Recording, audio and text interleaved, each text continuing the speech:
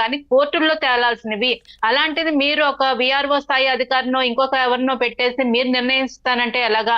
ప్రజలకి న్యాయం జరగదు, ఇది తప్పు అని చెప్పి న్యాయవాదులందరూ బయటకు వచ్చి ధర్నా చేయాల్సిన పరిస్థితికి తీసుకొచ్చారు. అంటే ఇంతకు ముందు మనం ఎప్పుడు చూడలేదు సార్ రాష్ట్రంలో న్యాయవాదులు బయటకు వచ్చి న్యాయం కోసం వారే పోరాడాల్సిన దుస్థితి జగన్మోహన్ రెడ్డి గారి ప్రభుత్వం తీసుకొచ్చింది. అలాగే మనం న్యాయస్థానాలు, కోర్టులు, హైకోర్టు ఎన్నో మొట్టికాయలు వేసింది. ఈ ప్రభుత్వం, వైసీపీ ప్రభుత్వం వచ్చిన దగ్గర నుంచి చేసిన ప్రతి పనికిమాలిన పనికి మొట్టికాయలు వేస్తూనే ఉంది, వాళ్ళకి ఎదురు దెబ్బ తగులుతూనే ఉంది. అలాగా జరిగిన పక్షంలో సాక్షాత్తు సుప్రీంకోర్టు న్యాయమూర్తుల మీద అనరాని మాటలు, కామెంట్స్ చేసి శిక్షలను కూడా ఎదుర్కొన్నారు సార్. అంటే జగన్మోహన్ రెడ్డి గారి మనస్తత్వం మనకి 2 కేసుల్లో తీసుకుంటే అర్థమైపోతుంది. తాను పట్టిన కుందేలకు 3 కాళ్ళు, తన మాటే చెల్లాలి. ఒక నియంతృత్వ ధోరణి జగన్మోహన్ రెడ్డి గారిలో మొదటి నుంచి చూస్తున్నాం సార్. అంటే ఈ రోజు తను ఓడిపోవడానికి ప్రధాన కారణమైన ల్యాండ్ టైటిలింగ్ యాక్ట్ గురించి ఈ రోజు కూడా సమర్థిస్తున్నారంటే, ఒకవేళ మన కర్మగాలి ఆయన గెలుచుంటే సార్, ఒక ఇల్లు, పొలం, ఇంకేదో ఆస్తున్న వాళ్ళు మొత్తం అన్ని వదిలేసుకుని పక్క రాష్ట్రాలకి పారిపోవాల్సిన పరిస్థితి వచ్చేసారు. మన అదృష్టం బాగుండి, మన పూర్వీకులు చేసిన అదృష్టం బాగుండి పైన దేవతలు కరుణించో ఏమో మళ్ళీ ఆయన అధికారంలోంచి వెళ్ళిపోయారు. ఆయన అధికారంలోంచి దిగిపోవడమే కాదు సార్, శాశ్వతంగా రాజకీయాల నుంచి వెళ్ళిపోయి జైల్లో ఉండాల్సిన మనిషి సార్.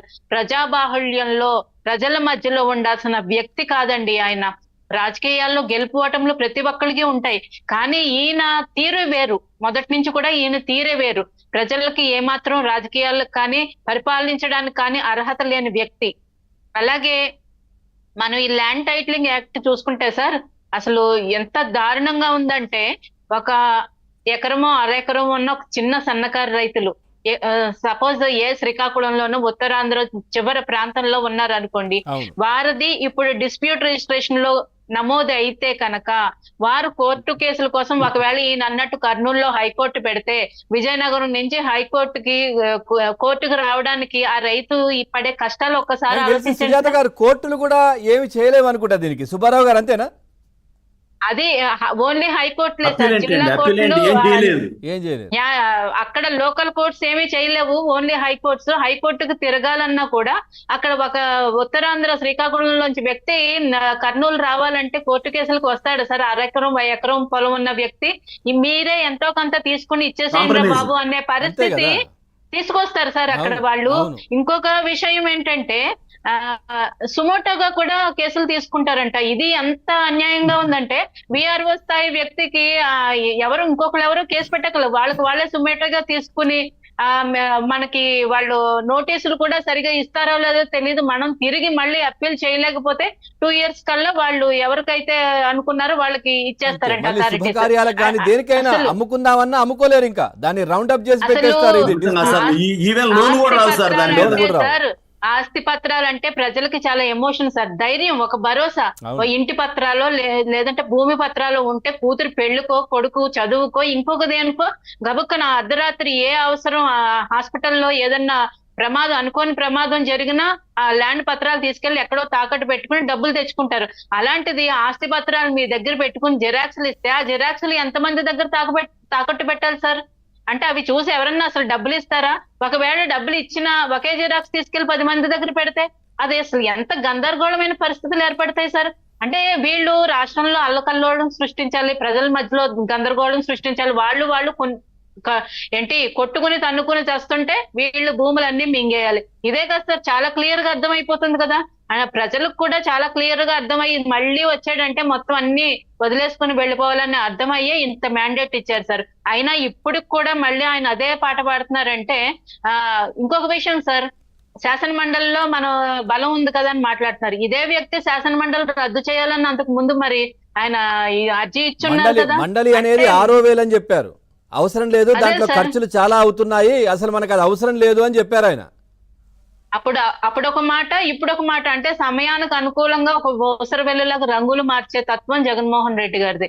అంటే సాక్షాత్తు ఈ 40 సంవత్సరాలు రాజకీయ అనుభవం ఉండి గతంలో 3 సార్లు ముఖ్యమంత్రిగా చేసిన చంద్రబాబు నాయుడు గారి ఈ రోజు అధికారులు వ్యవహరించిన తీరు, ఈ ప్రభుత్వం చేసిన అన్యాయాలు చూసి ఆయనే అవాక్ అయిపోతున్నారు, ఆయనే అంతా బాధపడుతున్నారంటే అసలు వ్యవస్థలో ఎన్ని లోపాలు జరిగాయి, అధికారులను ఎలా ప్రలోభ పెట్టారు.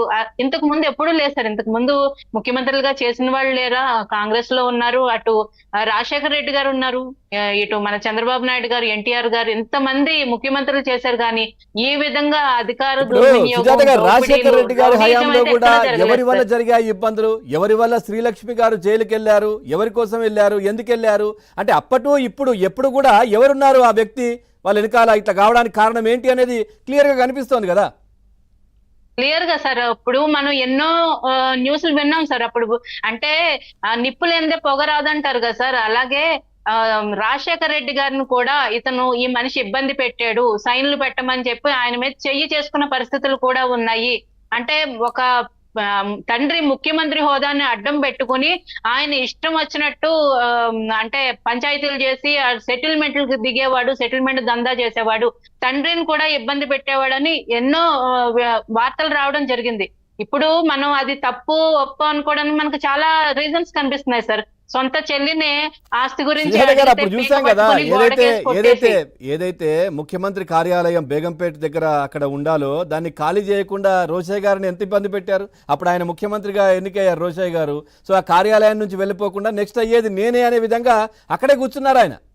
జగన్మోహన్ రెడ్డి మూర్ఖత్వం సార్, ఒక హిట్లర్ టైప్ మనిషి. అంటే మన ఎంపీ స్థానం విషయంలో కూడా వాళ్ళ బాబాయ్ని ఢిల్లీలో పార్లమెంటు అయిన తర్వాత బయట కొట్టడం జరిగింది. అది చూసి సోనియా గాంధీ గారు ఆయన పిలిచి అప్పట్లో రాజశేఖర రెడ్డి గారికి వార్నింగ్ కూడా ఇచ్చారని విన్నాం. అంటే మొదటి నుంచి అధికార దాహం, ఆస్తులు ఆక్రమించాలని ఒక తపన ఉన్న వ్యక్తి సార్. 3000 కిలోమీటర్లు పాదయాత్ర చేశాను అంటున్నాడు. ప్రజల కష్టాలు ఏమీ తెలుసుకోవడానికి కాదు సార్. అది ఎక్కడెక్కడ ఖాళీ భూములు ఉన్నాయి, ఎక్కడెక్కడ బంజరు భూములు ఉన్నాయి, జిరాయితీ భూములు ఎక్కడున్నాయి, అలాగే ఎస్ఐన్ భూములు ఎక్కడున్నాయి, డి పట్టా ల్యాండ్స్ ఎక్కడున్నాయి, ఇవన్నీ రాసుకుంటూ పోయారు సార్ వాళ్ళు.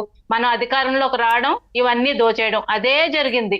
ఇప్పుడు ఓడిపోయిన తర్వాత కూడా మళ్ళీ అదే పాట పాడుతున్నాడంటే ఆయన యొక్క నమ్మకం ఏంటంటే సార్, మొన్న చెప్తున్నారు వాళ్ళతోటి ఒక 5 సంవత్సరాలు కళ్ళు మూసుకోండి అంటే మళ్ళీ ఏదో ఒకటి చేసి మళ్ళీ అధికారంలోకి వచ్చి మళ్ళీ ఇదే తంతు. నిజంగా సుజాత గారు, ఆ మాటకు రాష్ట్రంలోని ప్రజలందరూ కూడా చాలా ఆవేశానికి గురయ్యారు. ఎందుకంటే ఒక 5 సంవత్సరాలు కళ్ళు మూసుకుంటే అయిపోయింది అన్నారు.